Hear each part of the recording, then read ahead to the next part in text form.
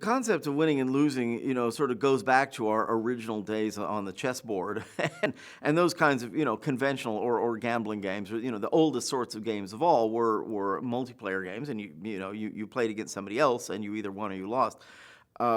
In modern video games, that definition has gotten kind of blurred, because particularly with single player games, when you lose, you know that it's premature.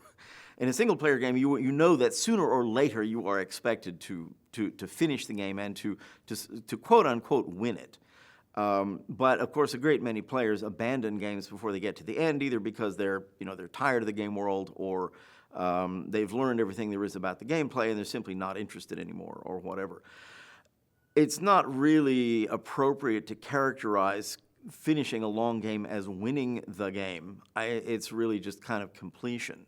And for my own part, I do want to complete games. I want to find out what happens, because I play games for the experience and for the story of the game, even if it doesn't have what you would call an explicit story, an implicit story.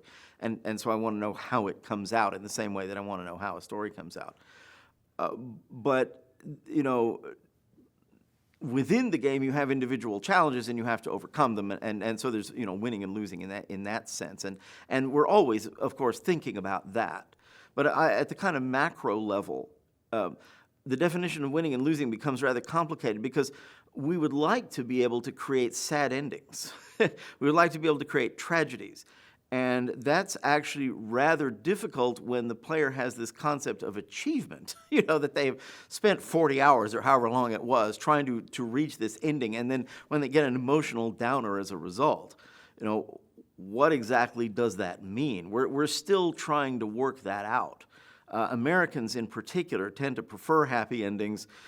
Disney has rewritten all the fairy tales, the fantasy stories, to give them happy endings. The ending of The Little Mermaid, the original story, is really very sad indeed, and we don't do that in America. So players, we've kind of taught them to expect that if they achieve something, they will get a positive emotional reward, and we're still kind of working out how do you tell a story that is capable of having a tragic ending without being emotionally incoherent with everything that's gone before.